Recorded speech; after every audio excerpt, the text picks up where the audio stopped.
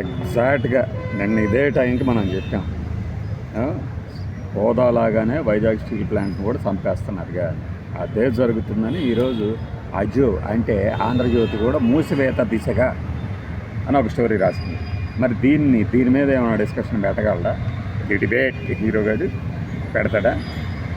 Blast furnace మూసేసేసి నిన్న మనం ఏవైతే పాయింట్లు చెప్పామో, ఏది కాంట్రాక్ట్ వర్కర్లని తీసేస్తున్నారు, మిగిలిన ఫుల్ టైం వర్కర్లని బీఆర్ఎస్ ఇచ్చి పంపేస్తున్నారు. అంతకుముందు 11,000 కోట్ల రూపాయలకు పైగా ఇచ్చినటువంటి నిధులు రాష్ట్ర ప్రభుత్వం ఏదో జత చేసి ఇచ్చేదట. ఇవి అన్నీ కలిపేసేసి పాత బకాయిలు తీర్చేసుకున్నారు బ్యాంక్ వాళ్ళు. మిగిలితే ఇంకేముంటుంది? జీతాలకు ఇవ్వడానికి మళ్ళీ రోడ్డు మీద పడాలి.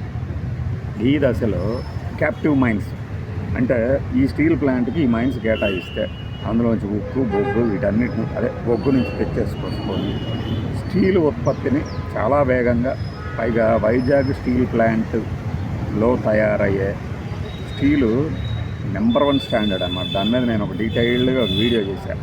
ఇంత పెద్ద క్వాలిటీ ఉండదు కానీ అందులో కంటెంట్ ఉంటుంది, మీరు చూడండి. ఆ ప్లాంట్ ఎప్పుడు లిస్ట్ అవుతుంది స్టాక్ మార్కెట్లో అని 2005 నుంచి ఎదురు చూసేవాళ్ళం. అలాంటి ఒక గొప్ప స్టీల్ ప్లాంట్ని వీళ్ళ తుచ్చమైన ప్లాన్లతో సగం చంపేసేసి ఇప్పుడు మూసివేస్తారనమాట. ఏంటంటే ఉత్పత్తి లేదు, నష్టాలతో కూరుకుపోతుంది, ఏం చేస్తాం, భయం వేస్తుంది అంటాడని ఇంకొక ఆయన ఆ రోజున నాకు 2 ఎంపీలు ఇవ్వమంటే ఇవ్వలేదు, ఈ రోజున ఆ రోజు చేసిన జగన్మోహన్ రెడ్డి నిర్వాహకం అన్నా అనగలడు. వైజాగ్ స్టీల్ ప్లాంట్ని కాపాడుకోవాలి అనే ఒక సెంటిమెంటు జనం నుంచి చాలా తెలివిగా తప్పించేసేసారు. ఇప్పుడు హోదా చూసేవాడికి ఎలా ఉంటుంది? ప్రతిసారి 10,000 కోట్లు, ప్రతిసారి 20,000 కోట్లు ఎక్కడి నుంచి తెచ్చియాలయ్యా వీళ్ళకి? ఎందుకు ఆ స్టీల్ ప్లాంట్ మనకి? అదేటో సెంట్రల్ గవర్నమెంట్ రంగంలో ఉంటుంది కదా, మనకెందుకు అనే ఒక వాదనని చాలా తెలివిగా తీసుకొస్తారు. ఇప్పుడు ఆ స్టీల్ ప్లాంట్కి సంబంధించిన భూములు ఉన్నాయి కదా, వాటిని కొట్టేస్తారు. సరే, ఒక ప్లాంట్ మూసేస్తే అందులో ఒక 30,000 మందో, 3,000 మందో, 10,000 మందో ఉద్యోగుల భవిష్యత్తు మాత్రమే కాదుగా. అది ఒక ప్రాంతం మొత్తానికి మేము ఇదిగో ఈ స్టీల్ ప్లాంట్ మీకు మేము దయతో మంజూరు చేసాం, మీ జన్మ ధన్యమైపోయింది పోండి అని 30 ఏళ్ల క్రితం చెప్పిన వాళ్ళు ఇప్పుడు ఎక్కడ పడుకున్నారు? అంటే ఎక్కడ నిద్రపోతున్నారు? లేవరా? మాకు 100 ఏళ్ల పైగా చరిత్ర ఉందని చెప్పుకునే పార్టీ కానీ, తెలుగు వాళ్ళ ఆత్మగౌరవం కోసం పుట్టామని చెప్పే పార్టీ కానీ, ఈ 2 పార్టీలకు వ్యతిరేకంగా పుట్టాము అని చెప్పుకొని జబ్బలు జరుచుకునే పార్టీలు కానీ ఏం చేస్తాయి? ఎంతవరకని ఈ వామపక్షాలు మాత్రమే పోరాడతాయి. వీటికి ఒక జేఏసీ చాలా తెలివిగా తప్పించేశారు. నిన్న ఎగ్జాక్ట్గా మనము మన వీడియోలో చెప్పిన పాయింట్లే ఈ రోజున వచ్చేసాయి. మేము అలా కాదు ఇలా కాదు కేవలం వీటిల్నే పిలిచాము, టెండర్లో వాటినే పిలిచామంటే వాటినైనా పిలవాల్సిన అవసరం ఏముంది? ఏమీ ఉత్తరాదిన ఉన్న స్టీల్ ప్లాంట్లకేమో కావాల్సినన్ని కేటాయించుకుంటూ పోతారు. ఉత్తరాదిన ఖాయిలా అంటే దివాలా తీసిన ప్రభుత్వ రంగ పరిశ్రమలు మాత్రం కాపాడుకుంటూ వస్తారు. అసలు పేరేమో దీపం, పథకం పేరు దీపం వెలిగిస్తుంది ఎప్పుడైనా, కానీ ఇది ఆర్పేసేది.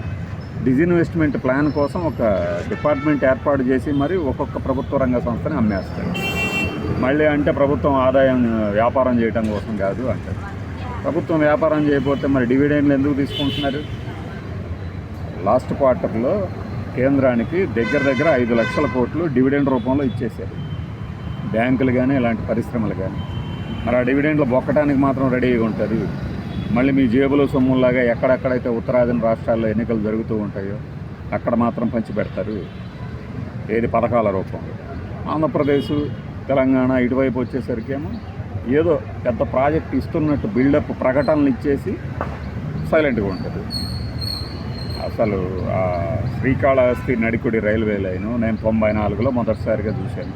34 కోట్ల రూపాయలు దానికి అప్పుడు అంచనా వ్యయం. ఈ రోజున 2025కి వచ్చి ఏదో కాస్త కూస్త పూర్తయింది. ఎంతో తెలుసా దాని మొత్తం పూర్తి అయిన వ్యయం తాలూకుది. నేను చెప్తుంది కూడా కనీస వ్యయమే. 3,500 కోట్లు పైగా ఖర్చు పెట్టింది. ఒక 30 ఏళ్ళు పట్టింది మాకు ఒక రైల్వే లైన్ రావాలంటే. అలాంటిది అటువైపు మాత్రం జస్ట్ లైక్ దట్. అసలు ముంబై, అహ్మదాబాద్లోనే ఎందుకు బుల్లెట్ రైలు ఫస్ట్ పెట్టారు? మా లీడర్ల పేర్లు మీ వీధులకు అవసరంలా, మీ స్టేట్కి. కానీ మీ లీడర్ల తాలూకు అన్నీ మా నెత్తి మీద పెట్టుకొని మోయాల్సిందే. మాకు ఇక్కడ స్వాతంత్ర సమయం లేరు, మాకు లీడర్లు లేరు. సరే ఇదంతా సెంటిమెంట్కి సంబంధించింది. పెట్టుబడులకు సంబంధించి 562 కోట్లతో ఒక సెమీ కండక్టర్ యూనిట్ వచ్చేస్తుందా? మేమంత ఎర్రిపప్పలమా? దాన్ని వీళ్ళు శ్లాఘిస్తూ పొగుడుతూ చప్పట్లు కొడుతూ మీ చుట్టూ తిరుగుతూ ఆహా మోదీ ఓహో మోడీ అని భజన చేయాలి. మేము స్టీల్ ప్లాంట్ని మేము మూసివేయము అని ఒకళ్ళు అంటారు. నేను చెప్తున్నా కదా స్వామి అవద్దు, చెప్తున్నా కదా స్వామి అవద్దు, నేను హామీ ఇచ్చానంటే అయిపోయింది. వైజాగ్లో ఒక యువ నాయకుడు అని చెప్పుకునే నాయకుడు చెప్పిన హామీ ఇది. మరి దీనికి ఏమైనా సమాధానం చెప్తే ఏం చేస్తాం? ఉత్పత్తి వ్యయం లేదు, ఇప్పుడున్న పరిస్థితుల్లో దీన్ని మనం భరించలేము. కాబట్టి పైగా వీళ్ళకేమీ వాటా కూడా ఉండదు అందులో. మన ప్రాంతంలో పెట్టారు కాబట్టి మనమేమి దాన్ని ఆపలేమని చెప్తూ ఉంటారు, అంతే కదా. తీసేస్తారు, వేరే వాడికి అమ్మేస్తాడు, భూములు కూడా కాజేస్తాడు. మరి అప్పట్లో ఇచ్చిన హామీలు, వైజాగ్ స్టీల్ ప్లాంట్ పెడుతున్నప్పుడు భూమి తీసుకోవడానికి ఆ భూమి ఎవరైతే ఇచ్చారో వాళ్ళకి ఇచ్చిన హామీలు నెరవేర్చారా? ఇప్పటికి కూడా నెరవేర్చకుండానే నోట్లో మట్టి కొడతారా? ఇది సెంటిమెంట్ కాదు, చంపేశారు కదా. హోదాని అంతే చంపేశారు కదా. హోదాతో ఏమొస్తుంది? నిజంగా ఆలోచించేవాడికి కూడా నిజమేలేరా, స్పెషల్ స్టేటస్తో స్టేట్కి ఏం రాదనుకుంటాలేరా అనే రేంజ్కి దీన్ని మీరు నాటకాలు ఆడారు కదా. ఏది అమెరికా అధ్యక్షుడు ట్రంప్ మనమే టారిఫ్ వేస్తే మనకే లాభం అన్నమాట. ఎలా లాభం? టారిఫ్ లేనప్పుడు ఎక్స్పోర్ట్ చేస్తున్న దానికి, టారిఫ్ ఉన్నప్పుడు ఎక్స్పోర్ట్ చేసిన దానికి నష్టం ఉండదా? అంటే మనకి లాభం అంటే సరే ఏదో ఒకటి మన మీద సుంకాలు వేసాడు కాబట్టి రాబోయే రోజుల్లో ఆల్టర్నేటివ్ మార్కెట్ వెతుక్కుందాము అని కాదు. ఏది జరిగినా మనకే లాభం అని మేము బజాయించాలా మోడీ వాళ్ళు? ఇలా అయితే ఎలా? ఏం చేసినా కూడా అదే చేస్తాడు. ఏదంటే ఒక స్టాంప్ వేస్తాడు మాట్లాడేవాళ్ళు, స్టాంప్ వేసేసి లోపల పెట్టేస్తాడు. ఇప్పుడు ఎవరో ఒకళ్ళిద్దరు పాత్రికేయుల మీద దేశద్రోహం కేసు పెట్టారు. సుప్రీంకోర్టు కానీ స్టేట్లో ఉన్న హైకోర్టులు కానీ ఎన్నిసార్లు చెప్పాయి అసలు ఈ సెక్షనే లేదు కదా, వద్దు దీన్ని వాడొద్దు అని. అయినా ఎలా వాడుతున్నారు?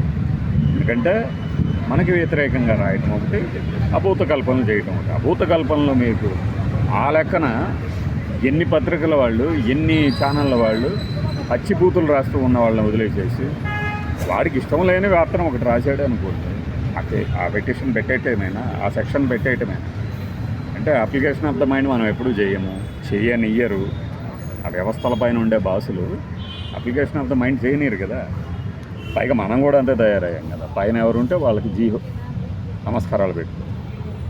మరి ఈ తరుణంలో వైజాగ్ స్టీల్ ప్లాంట్ని ఎవరు కాపాడతారు?